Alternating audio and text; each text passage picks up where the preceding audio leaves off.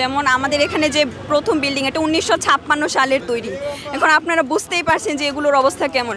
১৫ দিনের বন্ধ মূলত দিয়েছে যে তারা ইন্সপেকশন করবে যে কোন রুমগুলো থাকার উপযুক্ত, কোনগুলো উপযুক্ত না।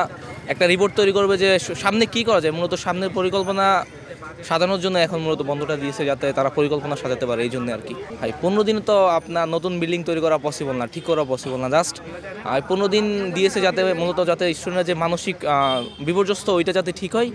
আর আরেকটা হচ্ছে যে ভবিষ্যৎ পরিকল্পনাটা করার জন্য আর কি এই বন্ধটা, যে সামনে কি করলে আমাদের সুবিধা হবে, হলগুলো কীভাবে নতুন করে এগুলা রিনিউ করা যায়, এই আর কি নিরাপত্তা নিশ্চিত করা। হলগুলো নিরাপত্তা নিয়ে যদি বলতে হয়, হলগুলো কিন্তু আমার নিজের হলের কথাই যদি বলি, আমি কবি জসীমউদ্দিন শিক্ষার্থী।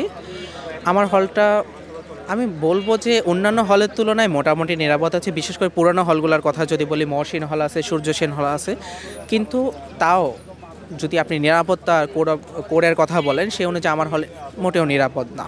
আমার এই যে ৫.২ মাত্রার ভূমিকম্পে বিভিন্ন জায়গায় ফাটল ধরেছে, প্লাস্টার খুলে পড়েছে। সবচেয়ে খারাপ অবস্থা হয়েছে আমাদের মহসিন হলে অবশ্যই, এবং সূর্য সেন আমার হলে অনেক বাজে অবস্থা। তো নিরাপত্তা বা আপনি যদি বলেন যে কতটুকু নিরাপদ বসবাসের জন্য, সেটা মোটেও নিরাপদ না। সত্যি বলতে হলগুলো কতটুকু নিরাপদ সেগুলো বাইরে থেকে দেখলেই তো বোঝা যায়। মহসিন হলের দিকে তাকালেই বোঝা যায়, এরপরে আমাদের যে জিয়া হল আছে এটার দিকে তাকালেই বোঝা যায়। প্রথম দিন তো জিয়া হল থেকে পরে দুজন ইনজুর্ড হলো, এগুলো বাহ্যিকভাবেই দেখা যায়। আবার এই ভূমিকম্পের মাধ্যমে অনেকগুলো হলেরই ফাটা ধরছে। আমাদের মুজিব হলের নতুন বিল্ডিং, ইভেন সেটাতে ফাটা ধরছে। তো এগুলো তো নিরাপদ না আসলে। নিরাপদ না আসলে। যদি ৮ মাত্রার ভূমিকম্প হয় তাহলে আসলে ভেঙে যাওয়ার সম্ভাবনা আছে। আমাদের হলগুলো অনেক পুরনো। ডাকসু তো উদ্যোগ নিয়েছে ১৫ দিনের মধ্যে হলগুলো সংস্কার করার, এবং যেগুলো পুরনো বা ঝুঁকিপূর্ণ সেগুলো চিহ্নিত করে সেগুলো দ্রুত সংস্কার করার জন্য।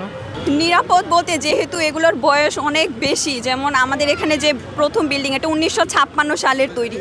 এখন আপনারা বুঝতেই পারছেন যে এগুলোর অবস্থা কেমন। যদিও আমি ৭ মার্চের একজন রেসিডেন্ট, ওটা নিয়ে এত বেশি টেনশন নাই। এখন আমাদের বন্ধ দিয়েছে, বলেছে যে ইঞ্জিনিয়ার বা বিশেষজ্ঞ যারা আছে এরা এসে চেক করবে। তো আমরা চাই ভালোভাবে চেক করুক। আমার মনে হয় না সাময়িক সময় বন্ধের জন্য কারো খুব বেশি একটা ক্ষতি হবে। নিরাপত্তার বিষয়টি বলি, আসলে ভূমিকম্প এমন একটা জিনিস, যত প্রযুক্তি দিয়ে বানানো হোক বা এটার তো পূর্বাভাসও দেওয়া সম্ভব না।